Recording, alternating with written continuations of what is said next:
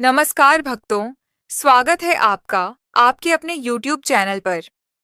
आज मैं आपको एक ऐसी कथा सुनाने जा रही हूँ जो आपके जीवन की दिशा बदल देगी। ये कथा है मृत्यु के बाद आत्मा की यात्रा की। एक ऐसा रहस्य जिसे खुद भगवान शिव ने पार्वती माता को बताया था।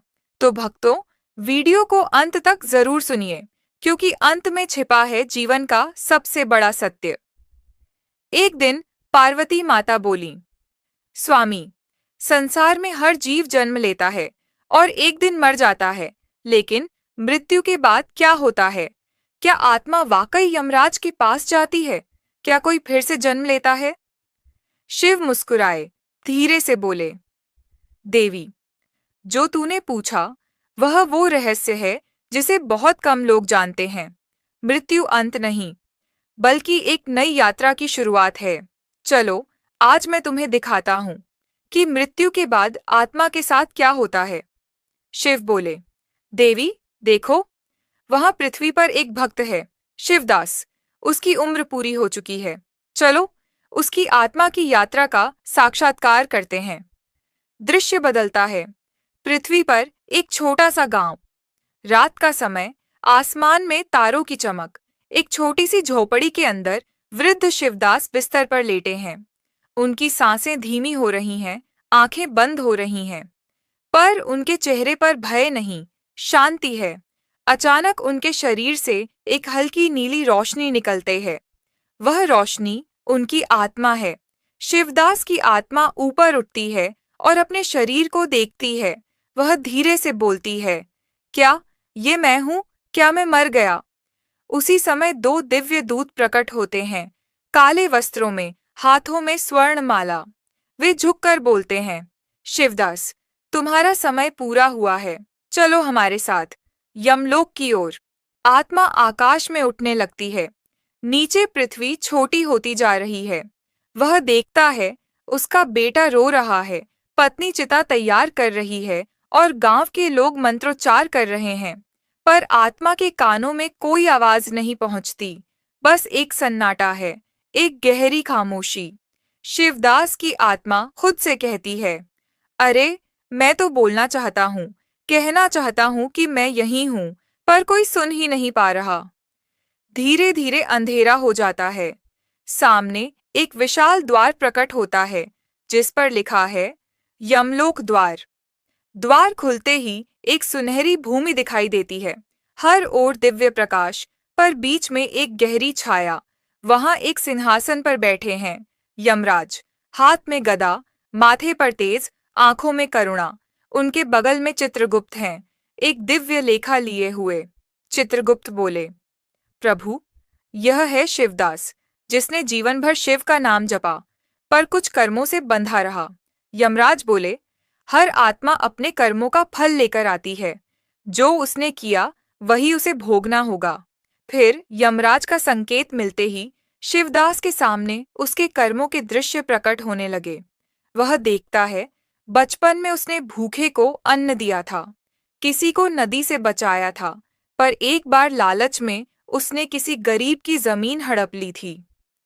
आत्मा कांप उठी, हे प्रभु, मैंने भूल की थी, पर मैंने पश्चाताप भी किया था। चित्रगुप्त मुस्कुराए, हर कर्म का फल संतुलित होता है शिवदास। जिसने पाप किया, अगर उसने सच्चा पश्चाताप किया, तो उसका भाग्य बदल सकता है। पार्वती माता धीरे से पूछती हैं, स्वामी, क्या हर आत्मा यमलोक जाती है? शिव बोले, नहीं देवी, जो शिव भक्त सच्चे मन से भक्ति करता है, उसकी आत्मा यमलोक के रास्ते नहीं जाती। उसका मार्ग सीधा कैलाश की ओर खुलता है। लेकिन जो अधर्म करता है, उसे अपने कर्मों का फल अवश्य भोगना पड़ता है। यमराज ने शिवदास से कहा, तुम्हारे कर्म मिश्रित हैं, पुण्य भी, पाप भी। इसलिए तुम्हें दो मार्गों में से एक चुनना होगा। फिर से जन्म लेकर अधूरे कर्म पूरे करो, या मोक्ष की साधना करो। आत्मा चुप रही, फिर बोली, मैं मोक्ष चाहता हूँ प्रभु। अब मैं सिर्फ भगवान शिव के चरणों में रहना चाहता हूँ। यमराज मुस्कुराए, तो जाओ, तुम्हारे लिए कैलाश का मार्ग खुला है। आकाश फटने लगा और एक दिव्य प्रकाश मार्ग खुला।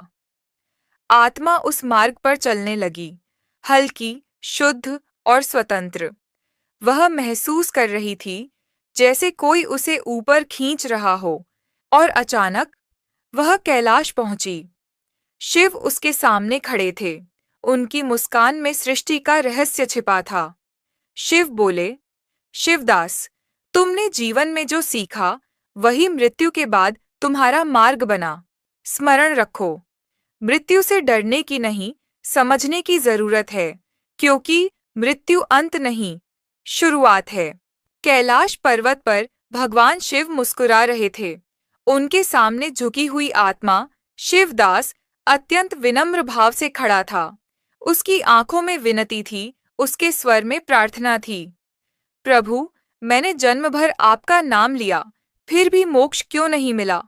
शिव बोले, शिवदास, मोक्ष केवल नाम जपने से नहीं मिलता।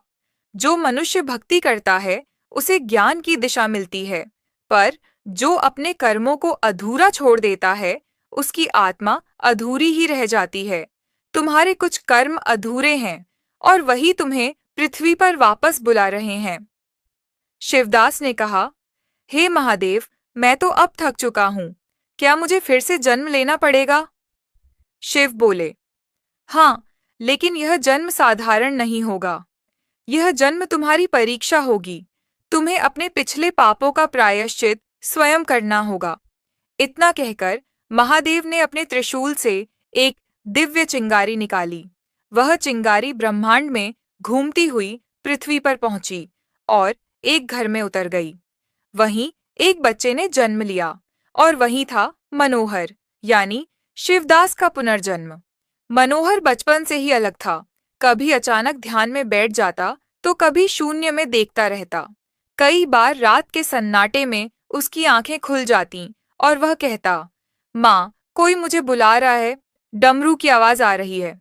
उसकी माँ डर जाती और उसे सीने से लगा लेती, पर बच्चे की आंखों में अजीब सी गहराई थी, मानो उसने बहुत कुछ देखा हो। एक दिन वह मंदिर गया। वहां एक बूढ़ा पुजारी शिवलिंग पर जल चढ़ा रहा था। मनोहर ने पुजारी के पास जाकर कहा, बाबा, ये मंदिर मैंने ही बनवाया था। पुजारी चौंक गया। बेटा, तू क्या कह रहा है? ये मंदिर तो 100 साल पुराना है। मनोहर बोला, हाँ, पर मैंने अपने पिछले जन्म में इसे अधूरा छोड़ा था। आज मैं फिर आया हूं इसे पूरा करने। पुजारी ने उसे आशीर्वाद दिया, पर भीतर से डर भी गया था, क्योंकि बच्चे की आंखों में सच बोलने की चमक थी। वक्त बीतता गया। मनोहर जवान हो गया, लेकिन उसके भीतर एक बेचैनी थी। रात में उसे अक्सर एक ही सपना आता। अंधेरे में एक तेज प्रकाश और उसमें से आवाज आती, मनोहर, तू अधूरा है, अपने अधूरे कर्म पूरे कर। कभी कभी वह उस सपने में यमराज और चित्रगुप्त को देखता। चित्रगुप्त बोलते, तेरे जीवन की परीक्षा अभी बाकी है। तू जिस ब्राह्मण के प्रति अन्याय का दोषी है उसे खोज, उसके आंसू ही तेरा उद्धार हैं। मनोहर सपनों से घबरा जाता, पर साथ ही उसे भीतर से लगता कि ये सिर्फ सपना नहीं, किसी अदृश्य शक्ति का बुलावा है। धीरे धीरे मनोहर तपस्या में डूबने लगा। वह घर छोड़कर तीर्थ यात्रा पर निकल पड़ा। कभी काशी, कभी उज्जैन, कभी केदारनाथ। हर जगह वह शिवलिंग के सामने एक ही प्रश्न रखता, हे भोलेनाथ, वो ब्राह्मण कौन है? मैं उसे कहाँ ढूंढूं? एक रात जब वह नर्मदा तट पर ध्यान में बैठा था, आकाश में बिजली चमकी और एक आवाज गूंजी, जिसे तू ढूंढ रहा है वह तुझसे ज्यादा पास है, पर तू उसे पहचान नहीं पा रहा। मनोहर ने आंखें खोलीं। उसके सामने एक साधु खड़े थे, जिन्होंने कहा, बेटा, जो पाप मनुष्य को सताता है वह बार बार उसी के रूप में जन्म लेकर क्षमा मांगता है। जिस ब्राह्मण से तूने अन्याय किया था वही अब तेरे गांव में एक भिखारी के रूप में जन्मा है। मनोहर तुरंत अपने गांव की ओर दौड़ा। वहां उसने देखा, मंदिर के बाहर एक वृद्ध भिखारी बैठा था, कपड़ों से फटे हाल, पर चेहरे पर संत जैसी शांति। मनोहर दौड़कर उसके चरणों में गिर पड़ा और बोला, बाबा, मुझे क्षमा कर दो, मैं वही हूँ जिसने तुम्हारा अपमान किया था। इस जन्म में मैं सिर्फ तुम्हारी सेवा करने आया हूँ। वृद्ध ने मुस्कुराते हुए कहा, पुत्र, मैं जानता था तू आएगा। जो प्रायश्चित करने की इच्छा रखता है, उसे खुद भगवान शिव मार्ग दिखा देते हैं। उस दिन से मनोहर उस वृद्ध की सेवा करने लगा। वह उसे रोज भोजन कराता, उसके चरण दबाता और कभी उसे अकेला नहीं छोड़ता। गांव के लोग हैरान थे। इतना बड़ा ज्ञानी, इतना समृद्ध युवक किसी भिखारी के पीछे क्यों पड़ा है? पर मनोहर मुस्कुराकर कहता, वो भिखारी नहीं, मेरे कर्मों का आईना है। दिन बीतते गए। एक दिन वृद्ध ने मनोहर से कहा, पुत्र, अब समय आ गया है। तेरे कर्मों का भार उतर चुका है। आज मैं जा रहा हूं और तू भी मुक्त होगा। मनोहर रो पड़ा। वृद्ध मुस्कुराए और बोले, मृत्यु से मत डर, क्योंकि जो मरता है वो वास्तव में जन्म लेता है। इतना कहकर वृद्ध ने ओम नमः शिवाय का जाप किया और शांत हो गए। मनोहर ने उनके चरणों में माथा टेका। उसी क्षण मंदिर की घंटियां अपने आप बज उठीं। वातावरण में शिवनाम की गूंज फैल गई। मनोहर वहीं बैठ गया और ध्यान में डूब गया। उसके मन में अब कोई प्रश्न नहीं था, बस एक ही अनुभव था, शांति का, मुक्त होने का। रात गहराने लगी। आकाश में बादल छा गए। अचानक बिजली चमकी और आकाश से आवाज आई, मनोहर, तूने अपने कर्म पूरे कर दिए हैं। अब तेरा मार्ग फिर से कैलाश की ओर खुल गया है। मनोहर ने आंखें बंद कीं और मुस्कुराया। उसकी सांसें धीरे धीरे थमने लगीं। शरीर शांत हुआ, पर चेहरे पर मुस्कान थी। और फिर एक नीली रोशनी उसके शरीर से उठी और आकाश की ओर चली गई। लोगों ने देखा, मंदिर के ऊपर एक चमकदार किरण उठी और फिर अचानक गायब हो गई। वो कोई आम प्रकाश नहीं था, वो मनोहर की आत्मा थी, जो अपने अधूरे कर्म पूरे करके मुक्त हो चुकी थी। उस पल कैलाश पर्वत पर भगवान शिव ने आंखें खोलीं और बोले, देवी पार्वती, देखो, यही है कर्म का नियम। जिस आत्मा ने अपनी गलती स्वीकार की और दूसरों के लिए जिया, वही आत्मा अंत में मुझ में विलीन होती है। मृत्यु का भय उसी को होता है जो अपने जीवन को अधूरा छोड़ देता है। पार्वती माता बोलीं, स्वामी, क्या हर आत्मा को मोक्ष मिल सकता है? शिव ने पार्वती माता की ओर देखते हुए धीमे स्वर में कहा, देवी, हर आत्मा मोक्ष के योग्य नहीं होती। मुक्ति केवल पूजा से नहीं, बल्कि पश्चाताप, क्षमा और सत्य के मार्ग से मिलती है। जो मनुष्य अपनी गलती स्वीकार करे, जो अहंकार को त्याग दे, जो दूसरों के लिए त्याग और सेवा करे, वही अंत में मेरे पास आता है, क्योंकि क्षमा ही मोक्ष का द्वार है। और जो इस द्वार को पहचान ले, उसे किसी यमलोक, किसी जन्म मरण से डरने की आवश्यकता नहीं। शिव के शब्दों के बाद कैलाश की वादियां भी मौन हो गईं। सृष्टि जैसे उस सत्य को सुनकर थम गई हो। कैलाश पर उस क्षण शिव ने अपनी आंखें खोलीं और बोले, देवी पार्वती, यही है कर्म का नियम। गलती करने वाला ही नहीं, गलती स्वीकार करने वाला भी महान होता है।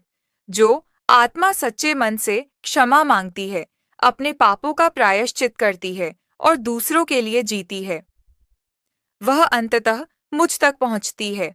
मृत्यु केवल उन लोगों को डराती है जो जीवन को अधूरा छोड़ देते हैं, पर जिसने अपने कर्म पूर्ण किए, उसके लिए मृत्यु मोक्ष का द्वार बन जाती है। और उसी क्षण मनोहर की आत्मा दिव्य ऊर्जा बनकर शिव के तेज में समा गई।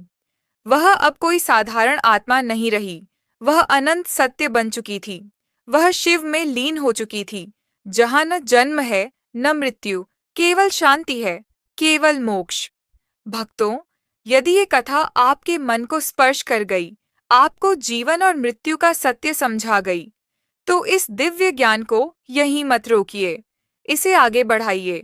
अपने परिवार, दोस्तों और अपने प्रियजनों तक पहुंचाइए। वीडियो को लाइक जरूर करें और चैनल को सब्सक्राइब करें। नीचे कमेंट में लिखें, ओम नमः शिवाय। ताकि इस पवित्र कथा की ऊर्जा आपको भी स्पर्श करे। हम जल्दी ही एक और दिव्य, गूढ़ और जीवन बदल देने वाली कथा लेकर आएंगे। तब तक ओम नमः शिवाय।